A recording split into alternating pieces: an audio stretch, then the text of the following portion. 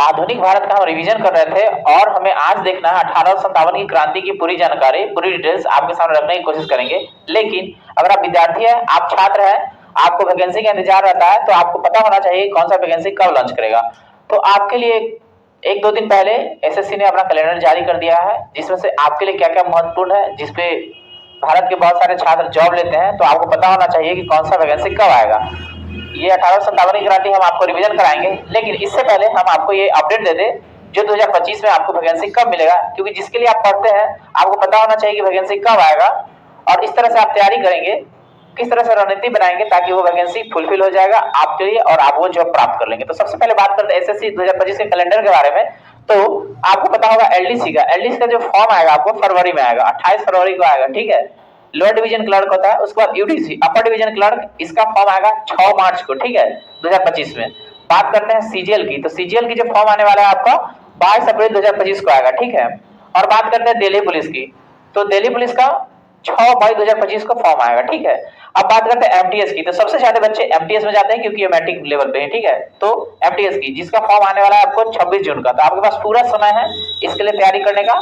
आप 6 महीने पूरे सिलेबस कवर कर सकते हैं, पूरा लगन से मेहनत करेंगे तो, और 2025 वाला एमटीएस ले सकते हैं, ठीक है। सबसे ज्यादा लोग एमटीएस में जाते हैं और 2 नंबर पर है जीडी में, ठीक है। तो आपको पता है कि जीडी की वैकेंसी ना लाख में आता है, लाख में आता है जीडी की वैकेंसी, 2 लाख 3 लाख आता है ऐसे वैकेंसी।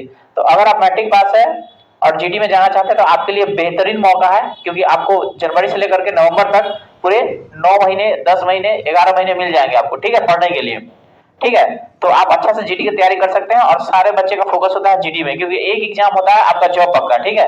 एक एग्जाम दीजिए और दौड़ निकालिए जॉब पक्का। तो इसलिए जीडी में बहुत सारे छात्र जाते हैं और सब युवा छात्र जाते हैं, और आप लोग भी युवा हैं, अभी नया है, पढ़ाई कंप्लीट किया है, मैट्रिक इंटर पास किए हैं या फिर इंटर में है, तो आप ये फॉर्म भर सकते हैं, ठीक है। तो इंटर पास है तो ये फॉर्म भर सकते हैं। इसके लिए लक्ष्य अपना निर्धारित कर लीजिए जीडी का कि हमें अगला जीडी ले लेना है। कई सारे ऐसे छात्र हैं जो लगातार जीडी का एग्जाम देते हैं लेकिन नहीं निकल पाता, उनसे पीटी ही नहीं निकल पाता है। तो पीटी का अच्छा जबरदस्त तैयारी करने के लिए आपके पास 11 महीने का पूरे मौका है, तो आप जीडी के लिए लग जाइए, एमटीएस के लिए लग जाइए, या फिर इसमें से जो भी एग्जाम आप क्रैक करना चाहते हैं उसके लिए लग जाइए, आपके पास अभी समय है। जब फॉर्म निकल जाएगा तब आप पढ़ने के लिए सोचेंगे, तब आप नहीं कर पाएंगे, इसलिए अभी आपके पास समय है। एसएससी ने अपना कैलेंडर निकाल दिया, टेंटेटिव डेट है ये, तो इसके अनुसार आप अपना पढ़ाई को तैयारी कीजिए और आप जरूर एग्जाम निकाल पाएंगे। और इस विषय में कोई जानकारी चाहिए तो कमेंट करके पूछ सकते हैं, या फिर एसएससी का ऑफिशियल साइट है वहां जाकर के देख सकते हैं, ठीक है। अब बात करते हैं 1857 की क्रांति के बारे में। यहाँ से इसके बारे में डिटेल्स पढ़ेंगे और जानेंगे कि यहाँ से आपको क्या क्या प्रश्न आता है, पूछा जाएगा। आपको बता दें कि जो बीपीएससी का एग्जाम है वो तो आपको 13 को होने वाला ही है। देखिए क्या होता है, बीच में कोई अगर कैंसिल का अपडेट आता है तो आपको इस विषय में हम आपको बताएंगे। तो चलिए देखते हैं, और कल से आपके लिए एक नया सीरीज लेके आ रहे हैं करंट अफेयर का, जो आपके सामने हम डिस्कस करेंगे, ठीक है। 1857 में क्या महत्वपूर्ण है अब हम जानते हैं इसके बारे में। देखिए सबसे पहले पहला अंग्रेज विद्रोह, मतलब भारत में जब अंग्रेज आए थे तो इसका सबसे पहले जो विद्रोह किया था सन्यासियों ने किया था, ठीक है। तो पहला अंग्रेज विद्रोह संघर्ष सन्यासियों के द्वारा शुरू किया गया। तो आपको याद रखना कि सबसे पहले अंग्रेजों का विरोध किसने किया था, सन्यासियों ने, सन्यासी।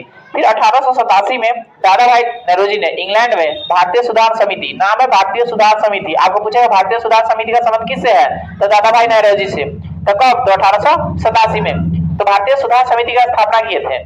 फिर 1887 में 87 ईस्वी के बाद ब्रिटिश सरकार का रुख अंग्रेज के प्रति न कठोर होता चला गया, यानी कांग्रेस के प्रति, यानी 1887 के बाद भारतीय अंग्रेजों का रुख कांग्रेस के प्रति बहुत ही हार्ड होता चला, क्योंकि 1850 में कांग्रेस बन गया था, ठीक है।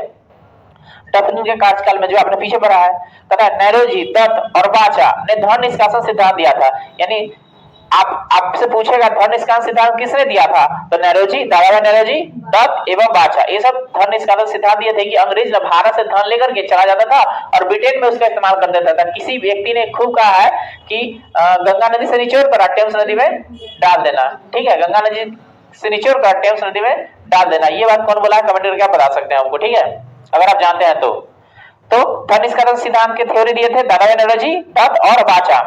और धन का पलायन सिद्धांत का ना एक बर्नर पुस्तक लिखे थे, ठीक है, वो पुस्तक का नाम है poverty and un British rule in India. ये परीक्षा पूछता है, इसको नोट कर लीजिए, poverty and un British rule in India. ये पुस्तक के लेखक कौन है, दादाभाई नौरोजी, ठीक है। और इसी पुस्तक में उन्होंने बताया कि भारत का धन किस तरह से ब्रिटेन में जा रहा है, ठीक है।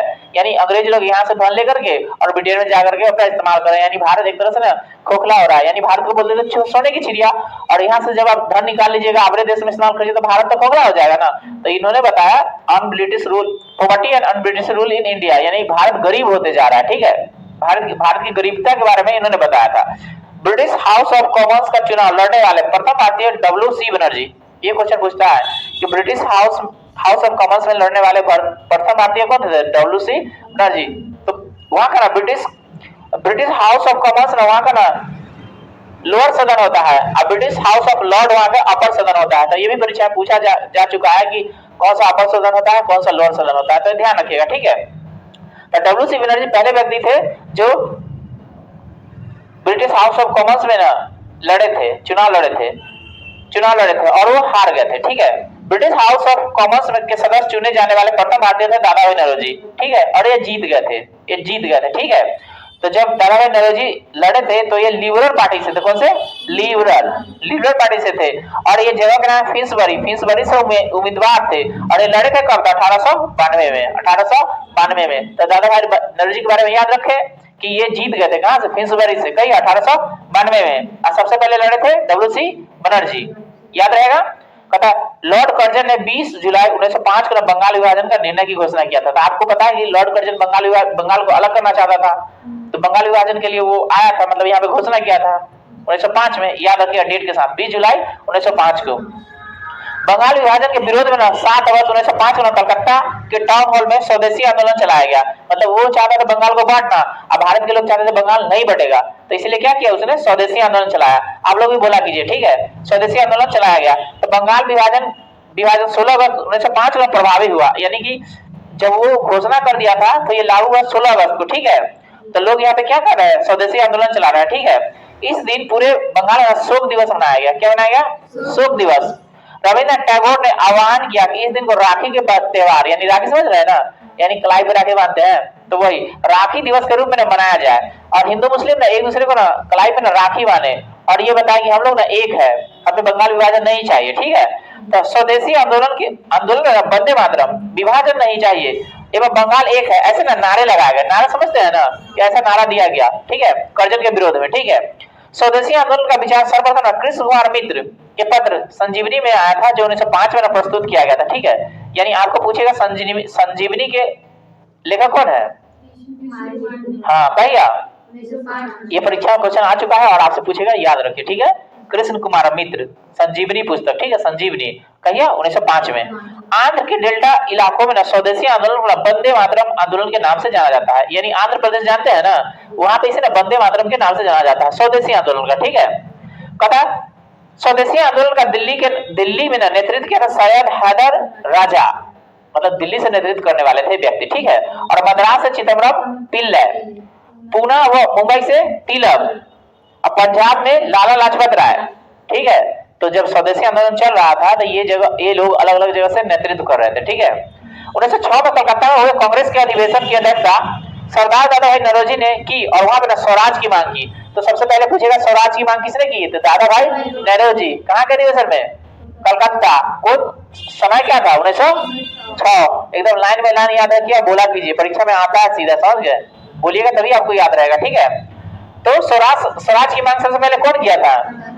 कब? कौन सा अधिवेशन? कांग्रेस के कलकत्ता अधिवेशन में, ठीक है। स्वराज शब्द का पहली बार प्रयोग ना स्वामी दयानंद सरस्वती ने किया था, माने इससे पहले भी स्वराज शब्द का इस्तेमाल हुआ था दयानंद सरस्वती से, ठीक है। आर्य समाज के संस्थापक स्वामी दयानंद सरस्वती, वो इससे भी पहले किए हुए थे स्वराज शब्द का, ठीक है। स्वदेशी आंदोलन चलाने के तरीकों को लेकर ना कांग्रेस में 1907 में ना अधिवेशन में ना गतिरोध हो गया। एक हो गया नरम दल, एक हो गया गरम दल, यानी दो दल में बट गया। कौन? कांग्रेस। कहिया 1907 में। कहाँ के अधिवेशन? सूरत के। इसके अध्यक्ष थे रास बिहारी बोस। कौन थे? रास बिहारी बोस। याद रहेगा ना, एक बन जाएगा गरम दल, एक बन जाएगा नरम दल, ठीक है। एक बन जाएगा नरम दल, एक बन जाएगा गरम दल, ठीक है। उसी में लाल बाल पाल, ये गरम दल के नेता है, ठीक है। और गांधी जी ये सब नरम दल के नेता है, ठीक है। तो याद रखिएगा ना। तो आपको पूछेगा कि कांग्रेस का विभाजन कब हुआ? 1907 में। कौन सा अधिवेशन? अरे जोर से बोला कीजिए। सूरत अधिवेशन में। अध्यक्ष कौन है? रास बिहारी बोस कहिए या घोष कहिए, उन्हीं का नाम है। ठीक है, ठीक है। इस सम्मेलन की अध्यक्षता रास बिहारी बोस ने किया था। स्वदेशी आंदोलन के अवसर पर ही रविन्द्रनाथ टैगोर ने अपना प्रसिद्ध गीत अमार सोनार बांग्ला, ये अमार सोनार बांग्ला बंगाल का राष्ट्रीय गीत है। ठीक है, ठीक है। और लिखा था कौन? और भारत के राष्ट्रीय गीत वही लिखे हैं। ठीक है, राष्ट्रगान, भारत के राष्ट्रगान। ठीक है, वहां का राष्ट्रगान है बंगाल का अमार सोनार बांग्ला। ठीक है, बाद में यही गीत बांग्लादेश का ना राष्ट्र गीत बना। ओके, राष्ट्र गीत बना। कौन लिखा से जान गए? ठीक है। स्वदेशी आंदोलन के प्रचार प्रसार के लिए अश्विनी कुमार दत्त ने वारीसल व स्वदेशी बांधव समिति की स्थापना की थी। मैंने एक समिति बनाए थे, संघ बनाए थे जिसका नाम है वारीसल और स्वदेशी बांधव। लेकिन कौन बनाया था? अश्विनी कुमार दत्त। याद रहेगा ना? याद रहेगा?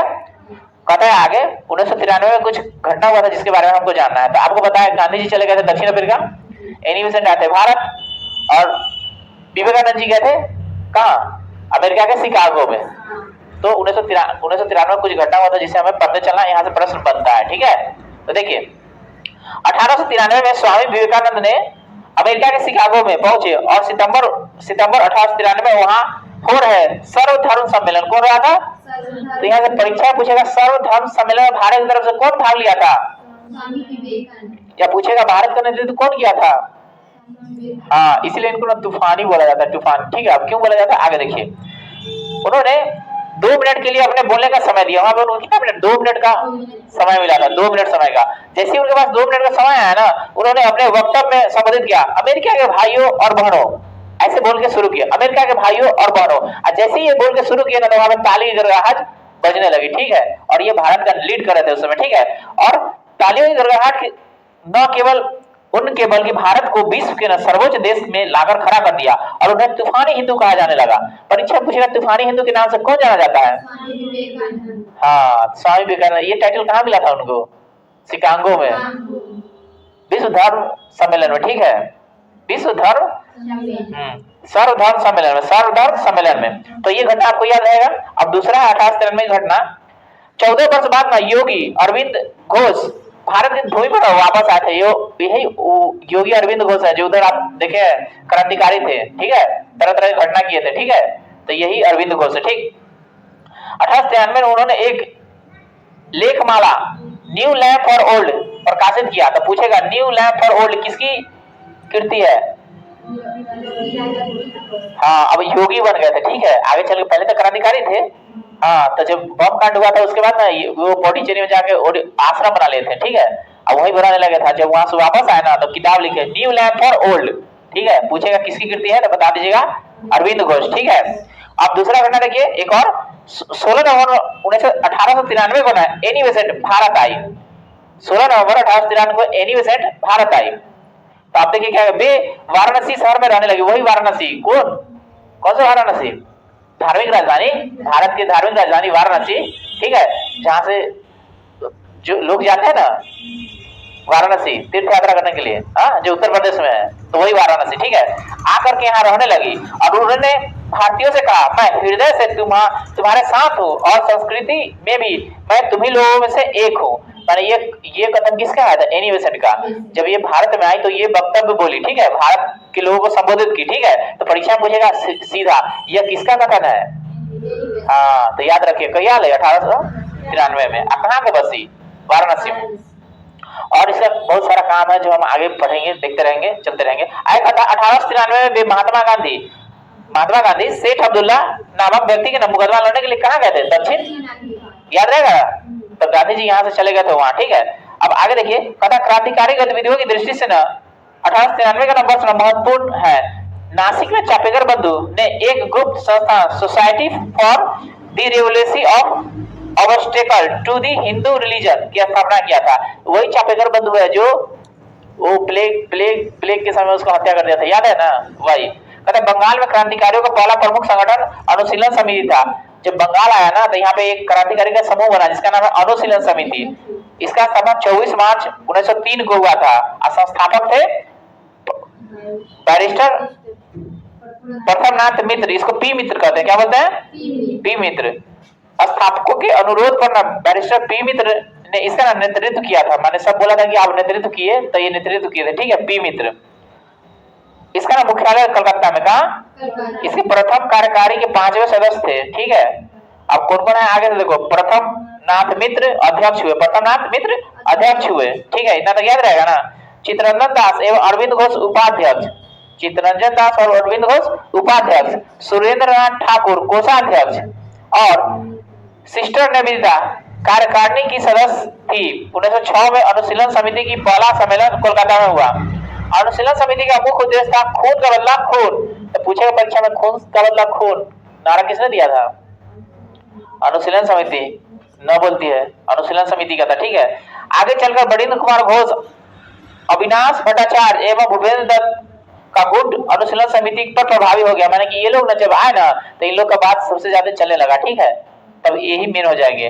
और उन्होंने आंदोलन को और उग्र प्रदान किया। उन लोगों ने 1905 में भवानी मंदिर, तो पूछेगा भवानी मंदिर का संबंध किससे है? तो है वारिंद्र कुमार घोष से। ठीक है, इनका ना वो किताब था भवानी मंदिर नामक, पहली पुस्तक प्रकाशित की, जिसमें ना वो कहा गया कि क्रांतिकारी राजनीतिक सन्यासी का जीवन तब तक बिताए जब तक स्वाधीनता प्राप्त न हो जाए। माने कि ये किताब में ये बात कहा है कि जो भी क्रांतिकारी है ना तब तक ऐसा ही रहो जब तक हम आजाद नहीं हो जाते। ठीक है, तो पूछेगा किसने कहा? वरिंद्र कुमार घोष, भवानी मंदिर में। भवानी मंदिर का संबंध किससे है? क्रांतिकारी का पुस्तक है। अक्टूबर 1907 में अश्विन कुमार भट्टाचार्य द्वारा प्रकाशित वर्तमान रणनीति किताब का नाम है। उनकी दूसरी पुस्तक थी जिसमें ना कहा गया कि भारत की स्वतंत्रता प्राप्ति के लिए फौजी शिक्षा और युद्ध आवश्यक है। माने ये बोलते हैं कि भारत को आजाद करना है ना, इसको फौजी शिक्षा दो। ठीक है, और युद्ध सिखाओ। ठीक है, तो फौजी शिक्षा और युद्ध आवश्यक है। इसके लिए छापामार युद्ध अपनाने के लिए कहा गया। अनुशीलन समिति में हेमचंद्र दास कानूंगो को पेरिस भेजा गया, जिससे रूसी क्रांतिकारियों निकोलसन फ्रांसिस से बम बनाना सीखा। ठीक है, अब आगे वरिंद्र कुमार घोष, भूपेंद्र दास एवं अश्विनी कुमार भट्टाचार्य ने 1906 में युगांतर, ये भी ना साप्ताहिक पत्रिका है। क्या है? हाँ, तो पूछेगा युगांतर का संबंध किससे है? तो वरिंद्र कुमार घोष से। ठीक है, प्रकाशित किया। युगांतर के प्रथम संपादक भूपेंद्र दत्त थे 1907 में। ठीक है, एक वर्ष बाद कड़ी सजा दी गई और 1908 में यह पत्र बंद कर देना पड़ा। ठीक है, तथा ढाका अनुशीलन समिति की स्थापना पी मित्रा एवं पुलिन दास ने 1904 में ढाका में की थी। ढाका में इसकी ना लगभग 500 शाखाएं थी। तो पूछेगा ढाका में कितना शाखा थी? 500। याद रखिए कौन कौन है। 11 दिसंबर 1908 को अनुशीलन समिति गैर कानूनी घोषित कर दिया गया। मैंने बताया गया कि ये गैर कानूनी है। ठीक है, गैर कानूनी घोषित कर देगा तो उस पर एक्शन होगा ना, तो सबको जेल में लेके जाएगा। प्रफुल्ल चाकी और खुदीराम बोस, अब बिहार की बात आ जाता है। ठीक है, प्रफुल्ल चाकी और खुदीराम बोस 30 अप्रैल 1908 को ना मुजफ्फरपुर के जज किंग्सफोर्ड की हत्या का ना प्रयत्न किया।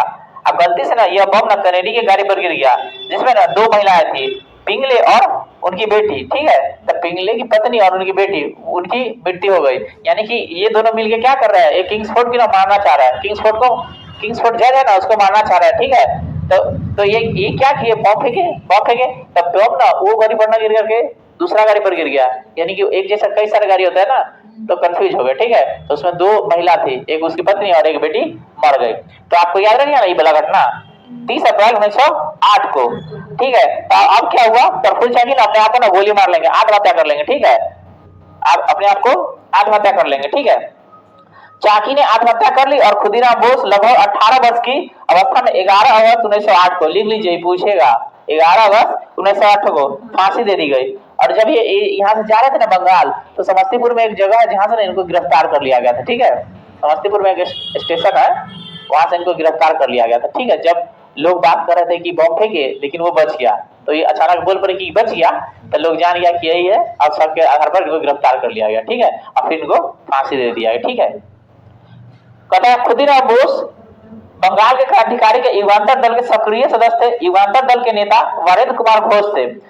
अलीपुर षड्यंत्र केस, अब अलीपुर में जो षड्यंत्र हुआ था उसके बारे में हमको पढ़ना है। कहता 18 मई 1908 को कलकत्ता के अलीपुर, कलकत्ता में एक अलीपुर जगह है। ठीक है, जहाँ पे भारत का सबसे बड़ा चिड़ियाघर भी है। ठीक है, अलीपुर अदालत में 31 व्यक्तियों को अवैध सशस्त्र रखने के कारण पेश किया गया और उन व्यक्तियों को अवैध सशस्त्र रखने के कारण गिरफ्तार कर लिया गया।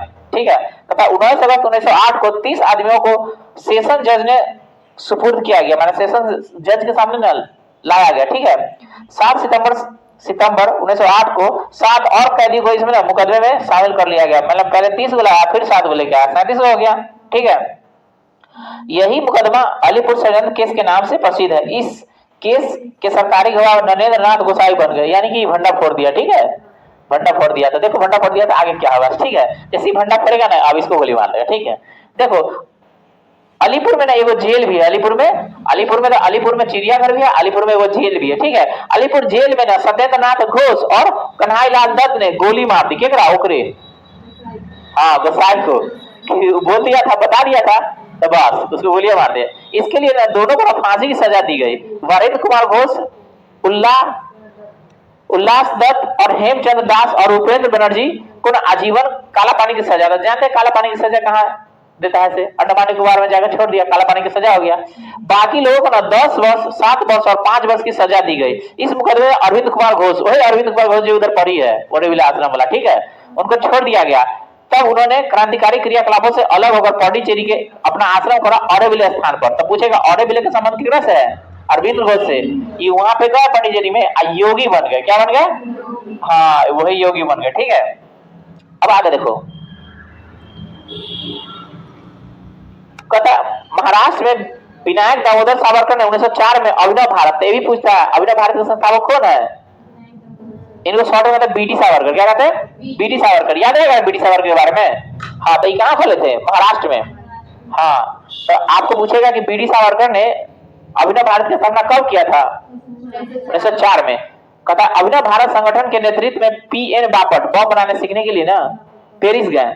विनय दामोदर सावरकर के एक बड़े भाई थे गणेश सावरकर ने देशभक्ति से पूर्ण कुछ कविताओं की रचना की, जिस कारण नासिक के जैक्सन ने उन पर राजद्रोह का आरोप लगाया। 8 जून 1909 को ना आजीवन निर्वास का दंड दे दिया कि जेल में रहेगा जिंदगी भर। ठीक है, इस सजा को ना सर्वप्रथम अनुचित मानकर अभिनव भारत ने जैक्सन से बदला लेने का विचार किया। यानी कि अभिनव भारत के जो लोग थे ना, कहे कि हमारा आदमी तू ऐसे करेगा तो रुक, थोड़ा बात करते हैं हम तुमसे, तुम हम देख लेंगे। ठीक है, तो जैक्सन के विदाई समारोह में ना 21 दिसंबर 1909 को ना रात को ना एक नाटक खेला जा रहा था, मैंने घर के सामने। ठीक है, अब नाटक खेलेगा तो देखो जैक्सन इसे देखने के लिए ना फाटक पर पहुंचा। फाटक में दरवाजा पर।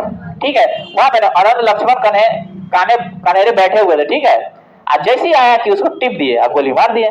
ठीक है, तो जैक्सन की हत्या के अभियोग में अनंत लक्ष्मण कन्हेरे, कृष्णा जी गोपाल करबे और विनायक नारायण देश पांडे को ना 19 अप्रैल 1911 को फांसी दे दिया गया। ठीक है, तो वो वहां पे नाटक खेल रहे थे कि आगे ना करेगा, देखे आज जैसे ही आया कि बस टिप दिए तो खत्म। उनका तो यही मकसद था।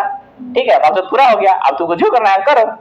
अब देखो बाल गंगाधर तिलक का जन्म 23 जुलाई 1856 को महाराष्ट्र में हुआ था। महाराष्ट्र की जगह है रत्नागिरी, और बाल गंगाधर तिलक है। ठीक है, ये भी क्रांतिकारी की तरफ से ही काम करते। ठीक है, कहता 1881 में था। 1881 में उधर बढ़ी है कारखाना एक आया था, औद्योगिक कारखाना एक भारत में आया था। ठीक है, तो 1881 में उन्होंने साप्ताहिक पत्र मराठा अंग्रेजी में, जो मराठा पत्र था ना वो अंग्रेजी में, और दैनिक पत्र केसरी था मराठी में। दैनिक माने कि डेली वाला, दैनिक माने डेली वाला, तो याद रखना केसरी रहे डेली वाला और मराठा रहे सप्ताह में एक दिन वाला। ठीक है, तो केसरी मराठा में और मराठा अंग्रेजी में प्रकाशित किए। ठीक है, 2 पत्र इन्होंने प्रकाशित किया था। कथा तिलक ने 1893 गणपति और 1895 शिवाजी उत्सव मनाने के लिए प्रारंभ किया। यानी कि सब लोग आएंगे उत्सव मनाएंगे। जब सब लोग आएंगे तो सबको अपना विचार कहेंगे कि आगे क्या करना है आजादी के लिए। तो परीक्षा में आपको पूछेगा कि गणपति उत्सव कौन मनाना प्रारंभ किया? तिलक जी। तो वही याद रखना है, वो शिवाजी है, वो गणपति उत्सव। ठीक है, तो 1893 में गणपति, 1895 में शिवाजी। ठीक है, तो बोला करो। बाल गंगाधर तिलक पहले कांग्रेसी नेता थे जिन्होंने देश के लिए न कई बार जेल गए। 1897 में राजद्रोह के आरोप में 18 माह की कारावास हुई। फिर 1908 में राजद्रोह के आरोप में 6 वर्ष की कारावास हुई, और 1908 में से 1914 तक न बर्मा के न मांडले जेल में 6 वर्ष के कारावास हुआ। तो तुमको पूछेगा कि तिलक जी को गिरफ्तार करके कहाँ भेज दिया गया था? मांडले जेल। अब मांडले जेल कहाँ जानते हैं? बर्मा में। कहाँ है? जिसको अभी म्यांमार के नाम से जानते हैं। ठीक है, पहले राजधानी रंगून, अभी है नेपिताओ। ठीक है, याद रखना। तिलक को सजा सुनाने वाले जज का नाम था डावर, यही सजा सुनाया था उनको, 6 वर्ष का जेल हुआ था। तो पूछेगा मांडले जेल का संबंध किसका से है? तिलक जी से। बेलेटाइन सिलोर ने अपनी पुस्तक इंडियन अनरेस्ट किताब के नाम है। ठीक है, इसमें ना तिलक जी को बोला था भारतीय शांति का जन्म। क्या बोला था? तो जैसी भारतीय अशांति का जनक बोला ना, तिलक जी वहां केस कर देंगे, ठीक है। अब जिसके लिए तिलक जी ने उन पर महाभियोग मुकदमा कर दिया, ठीक है। अंत में ना ये जीत गए तिलक जी, ठीक है। तो वो परीक्षा पूछेगा भारतीय अशांतियों का जन्म किसने कहा था? तिलक को कहा था, वैलेंटाइन रोल। तो याद रखना, ठीक है। पूछेगा इंडियन अनरेस्ट पुस्तक के लेखक है वैलेंटाइन रोल। केकरा कर गए तिलक जी को क्या कहा था? भारतीय अशांतियों का जन्म, ठीक है। आगे देखो, प्लेग के समय में, प्लेग की समय की जातीयता से प्रभावित होकर पूना के चापेकर बंधु, जो पीछे पर चापेकर बंधु वही दामोदर एवं बालकृष्ण दोनों के नाम है, ठीक है। 22 जून 1897 को प्लेग अधिकारी रैंड एवं एस्ट की हत्या कर दी, एस्ट की हत्या कर दी, ठीक है। महाराष्ट्र के क्रांतिकारी पत्र काल का संपादन प्रांजपे किया था। महाराष्ट्र में क्रांतिकारी का पत्र निकलता था जिसका नाम था काल, जिसका संपादन कौन किए थे? प्रांजपे, व्यक्ति का नाम है, ठीक है। तो पूछेगा काल कहां से प्रकाशित हुआ था? महाराष्ट्र से। संबंध किससे है? प्रांजपे से। कहता 1907 में लंदन में श्याम जी कृष्ण वर्मा ने इंडियन होम रूल सोसाइटी, ये पूछता है इंडियन होम रूल सोसाइटी की स्थापना कहां हुआ था? लंदन में। कौन किया था? श्याम जी कृष्ण वर्मा। कहिया, 1905। याद रखना 1905 में श्याम जी कृष्ण वर्मा को क्रांतिकारी का पिता कहा था। क्या कहते हैं? क्रांतिकारियों का पिता। अब बीका जी कहा को माता, याद है ना? तो वो भी आगे आएगा। क्रांतिकारियों का पिता कौन हो गए थे? श्याम जी कृष्ण वर्मा, ठीक है। पता रविंद्रनाथ टैगोर ने 1906 में Indian society of oriental arts की स्थापना किया था, जिससे प्राचीन भारतीय कला एवं संस्कृति का संरक्षण एवं विकास हुआ। तथा न्यू इंडिया नामक एक अंग्रेजी साप्ताहिक पत्र 1906 में वंदे मातरम नामक एक समाचार पत्र विपिन पाल ने निकाला था। यानी कि क्या कह रहा है? कहता न्यू इंडिया नामक एक अंग्रेजी साप्ताहिक समाचार पत्र एवं 1906 में वंदे मातरम नामक समाचार पत्र विपिन चंद्र पाल ने निकाला था। यानी विपिन चंद्र पाल इन दोनों किताब इसको प्रकाशित किए थे। हाँ, एगो है साप्ताहिक, ठीक है। कहता है 30 दिसंबर 1906 को ढाका में नवाब सलीमुल्लाह खान ने निमंत्रण पर सम्मेलन हुआ। नवाब वकारुल मुल्क इसके अध्यक्ष थे। इसी सम्मेलन में अखिल भारतीय मुस्लिम लीग की स्थापना हुई। तो यहाँ से याद रखना है मुस्लिम लीग की स्थापना कहिया हुआ था? 1906 में। कहाँ हुआ था? ढाका में। बस यहाँ से दियो क्वेश्चन, मुस्लिम लीग की स्थापना ढाका में कहिया? 1906 में, ठीक है। इसका ना जिसका मुख्यालय लखनऊ था। कहाँ था? लखनऊ था।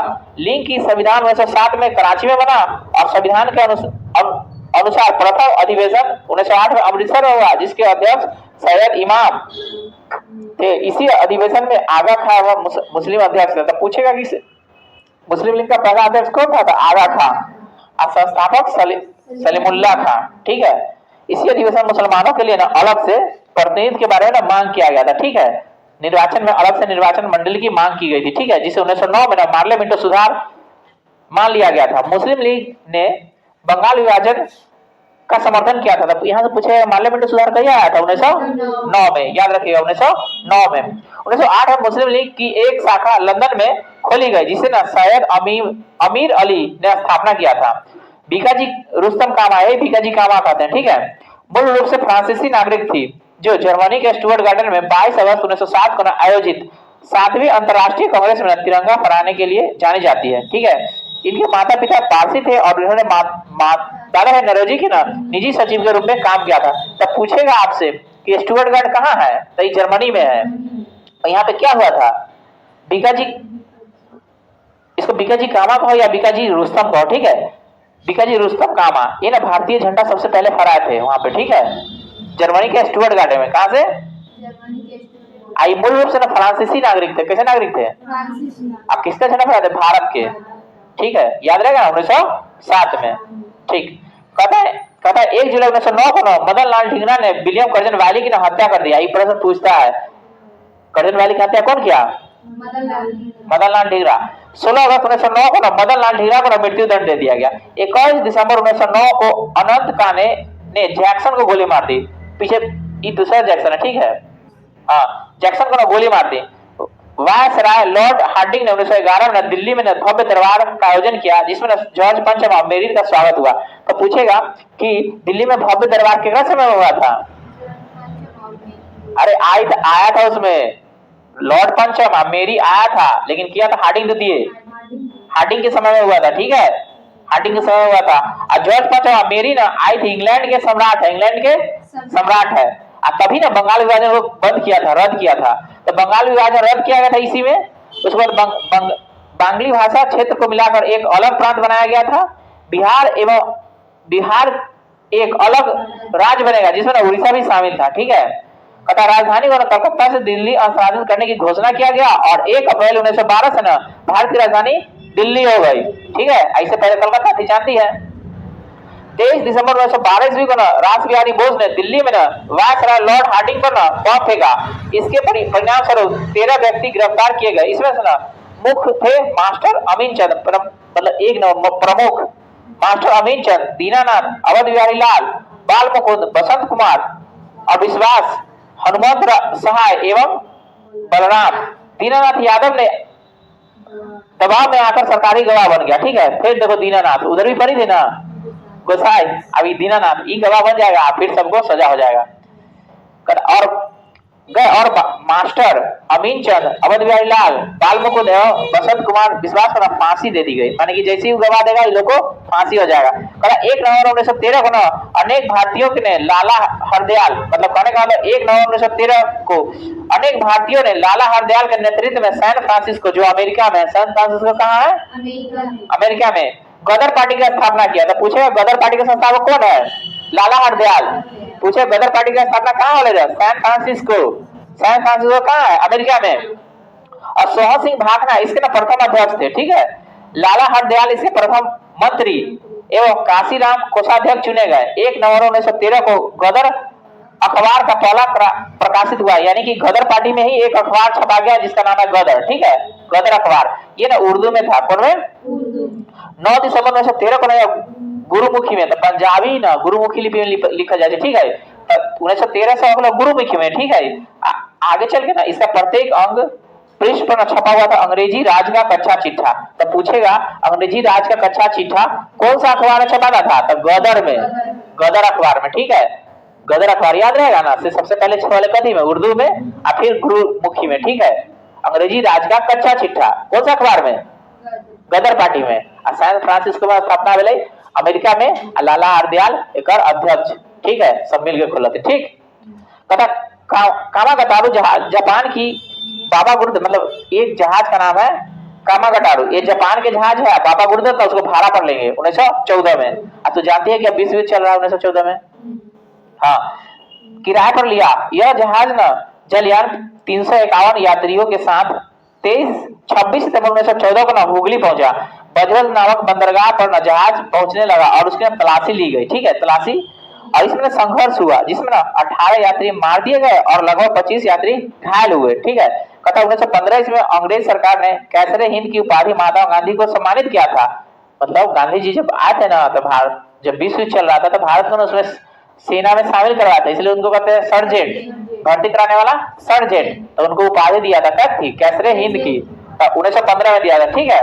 अब देखो कांग्रेस के लखनऊ अधिवेशन 1916 में कांग्रेस के दोनों दलों में एकता हो गई। जैसे उधर देखी ना 7 में अलग हुआ था, नरम दल और गरम दल, अब दोनों ना अब एक हो जाएगा। कहिया 16 में।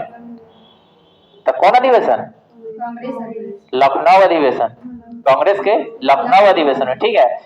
इसी अधिवेशन में मुस्लिम लीग ने भी कांग्रेस से मिलकर एक संयुक्त समिति का स्थापना किया। मुस्लिम लीग ने 1916 में लखनऊ के सम्मेलन में अध्यक्ष मोहम्मद अली जिन्ना ने की थी। जिन्ना और तिलक के विशेष प्रयास से 1916 में लीग ने कांग्रेस के बीच समझौता कर लिया। यानी कि जब जब जब गरम दल और नरम दल मिला ना, तो उसमें सबसे बड़ा हाथ था किसका? तिलक जी का, जिन्ना का, एनी बेसेंट का। ये तीनों मिल करके ना गरम दल नरम दल को ना मिला है, ठीक है। 1916 में ये अलग हो गया था 1907 में, याद है ना? रास बिहारी बोस वाला, सूरत वाला, अब यहाँ पे लखनऊ वाला। हाँ आगे बढ़े, अब आगे बढ़े। बाल गंगाधर तिलक ने स्वशासन प्राप्ति हेतु ना 28 अप्रैल 1916 को ना पूना में ना होम रूल लीग की स्थापना किया था। पूछेगा होम रूल लीग का संबंध केकरा से है? बाल गंगाधर तिलक से। कहाँ चलती ना? पूना में। इसके अध्यक्ष जोसेफ बस्तिस्ता तथा सचिव एनसी केलकर थे। तिलक ने अपने अखबार मराठा, अंग्रेजी में रहे, और केसरी मराठी में के माध्यम से ना होम रूल लीग का प्रचार प्रसार किया, ठीक है। एनी बेसेंट ने सितंबर 1916 में अडायर, मद्रास में अडायर जगह में होम रूल लीग की स्थापना किया। यानी कि एक बाल गंगाधर तिलक और एक एनी बेसेंट, ठीक है। तो एनी बेसेंट निकल के मद्रास के अडयार में, अब बाल गंगाधर तिलक अरे महाराष्ट्र में, ठीक है, बाल गंगाधर महाराष्ट्र में क्या किए, होम रूल लीग की स्थापना किए। जॉर्ज अरुणडेला को लीग के सचिव बनाया गया। मोतीलाल नेहरू, जवाहरलाल नेहरू, सुब्रमण्यम अय्यर, जिन्ना तथा तेज बहादुर सप्रू इन सभी लोगों से जुड़े थे। इस होम रूल लीग का प्रचार प्रसार एनी बेसेंट ने अपने दैनिक पत्र न्यू इंडिया, यानी कि न्यू इंडिया के लेखक कौन हो, एनी बेसेंट, तथा साप्ताहिक पत्र कॉमनवेल्थ यानी कॉमनवेल्थ सप्ताह में आता था, न्यू इंडिया डेली आता था, ठीक है। दोनों के लेखक है एनी बेसेंट, ठीक है। गोपाल कृष्ण गोखले ने अपने संगठन सर्वेंट ऑफ इंडिया, पूछा ही सर्वेंट ऑफ इंडिया सोसाइटी के संबंध किससे है, गोपाल कृष्ण गोखले से, के सदस्यों को होम रूल लीग आंदोलन में भाग लेने के लिए ना अनुमति नहीं दिए, ठीक है। तो अब यहाँ से जो बच गया ना हम आगे देखेंगे, ठीक है, क्योंकि वीडियो ज्यादा लंबा हो जाएगा। अब फिर रिवीजन करेंगे, जो भी बचा है डाउट क्लियर करेंगे और एग्जाम के लिए अच्छे से तैयारी करेंगे, ठीक है।